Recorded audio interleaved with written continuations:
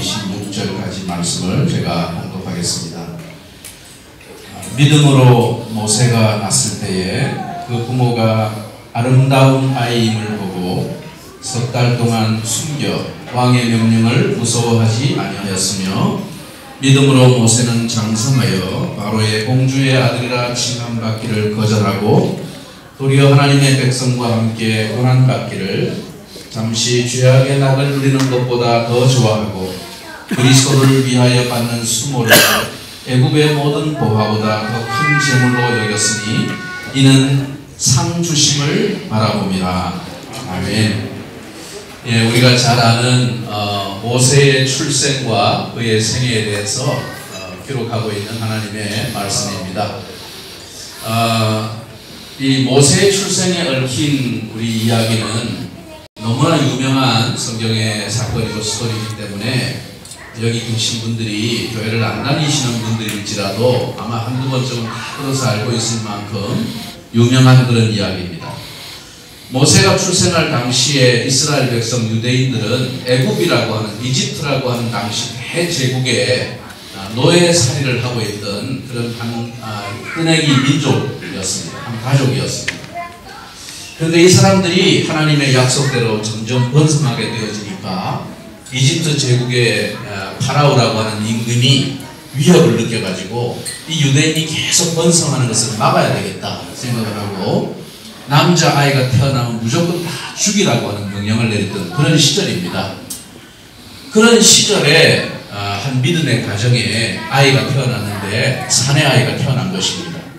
그래서 서슬이 시컬은 당시에 제국의 왕의 명령을 따라서 이 아이를 죽여야 되는데 부모가 보니까 너무나 아이가 아름다운 아이임을 보고 임금의 명령을 두려워하지 않고 숨겨 기르기로 작정을 했다는 것입니다.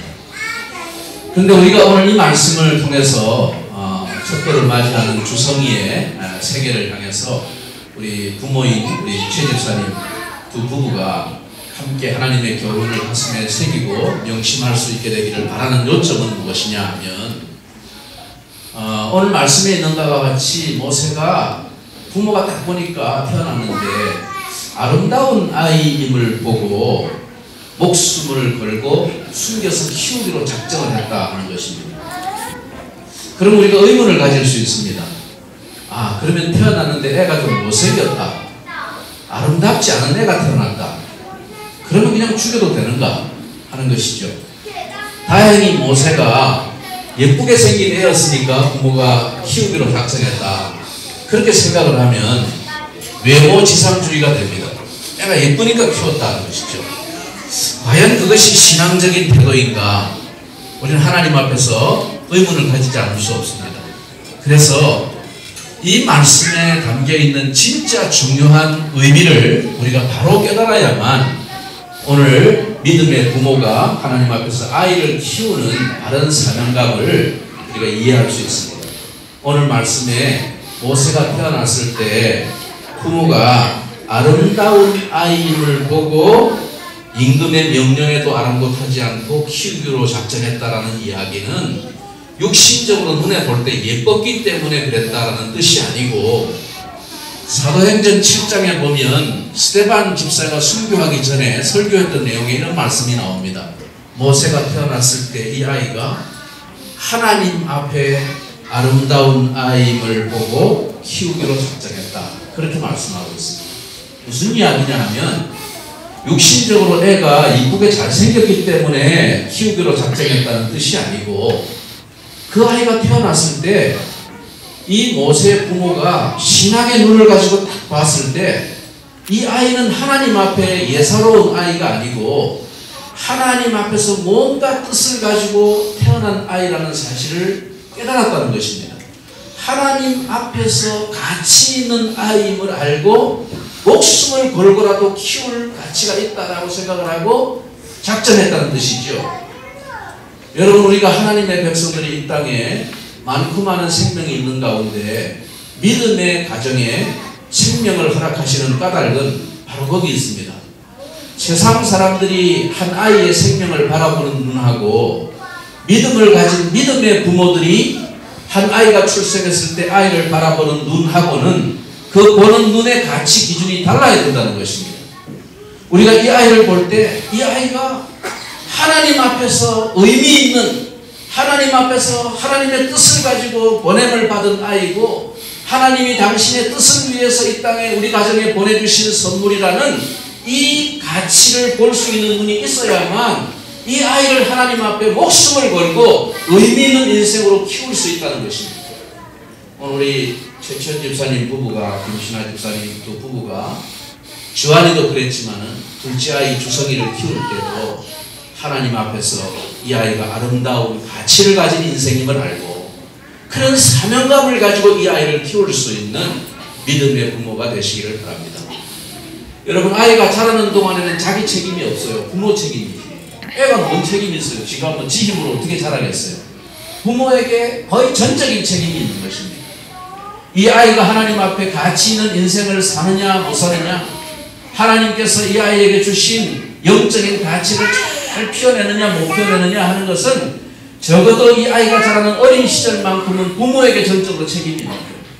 부모가 이 아이를 볼 때 하나님이 주신 관점을 가지고 하나님 앞에서 가치 있는 아름다운 인생임을 알고 그 믿음의 가치를 보면서 그런 믿음의 결단을 가지고 키울 때, 여러분 보십시오. 그렇게 젖될 때까지 짧은 기간 동안 키우고 떠나갔습니다. 얘는 3개월 동안 키우다가 더 이상 숨길 수 없어가지고, 우리 식으로 얘기하면 3개월쯤은 100일쯤 된 겁니다.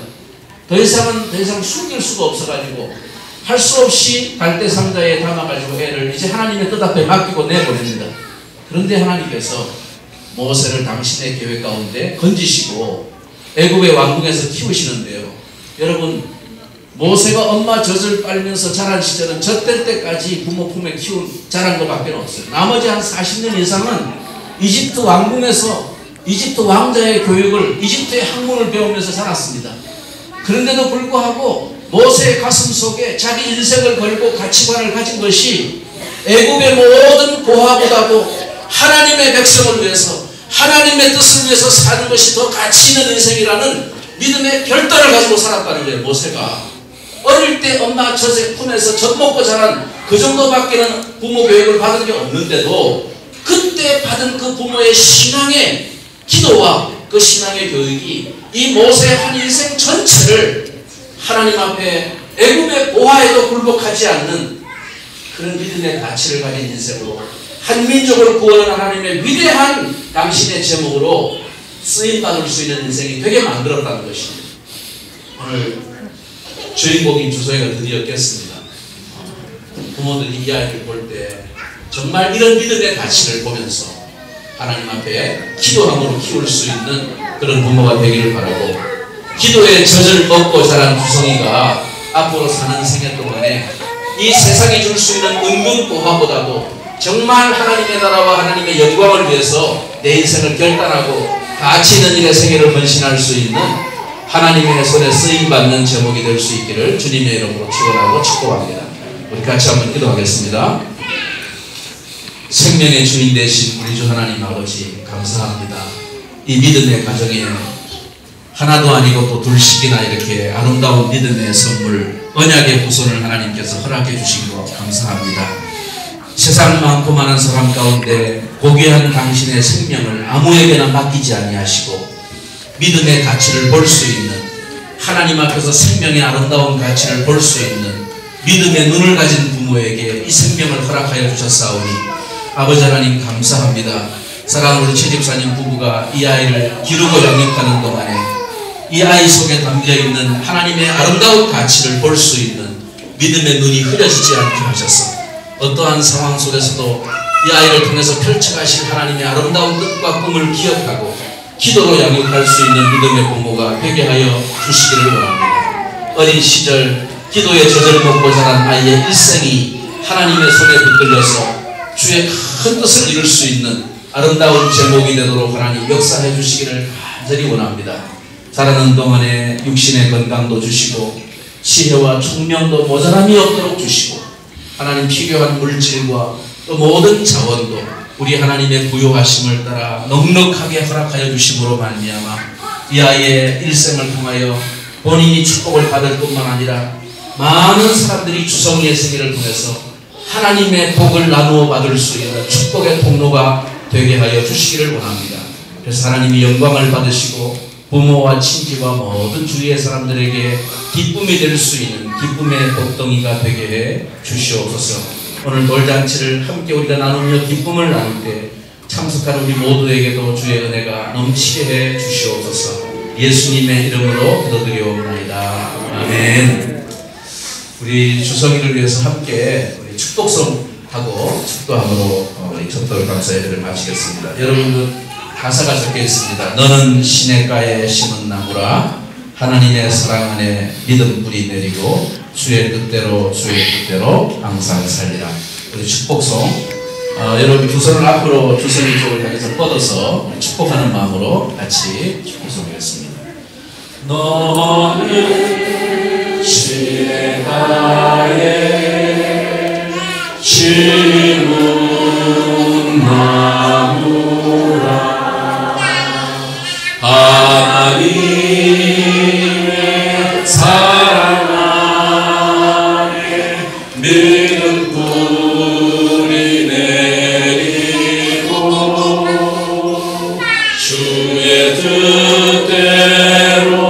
주의 뜻대로 항상 살리라. 아멘. 축복하겠습니다.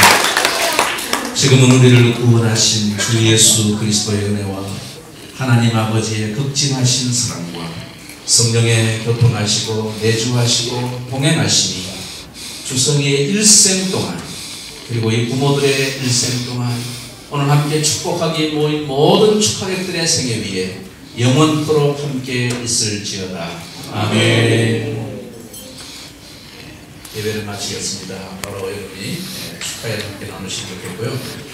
우리 지원 집사님 감사 인사. 이렇게 거기에 또 저희 둘째 아들 첫 생일 축하해 주시러 이렇게 주셔서 너무나도 감사드립니다. 또 예배도 먼저 문화제 시작할 수 있게 또 열심히 하나님께 말씀드리고 또 목사님 말씀드립니다. 아무쪼록 음식 맛있게 드시고 또 둘째 아들 주성이 건강과 그리고 또 내 삶에 있어서 뭐든지 주님 안에서 잘 살아갈 수 있는 아들이 될 수 있도록 기도해 주시기 바랍니다. 감사드립니다.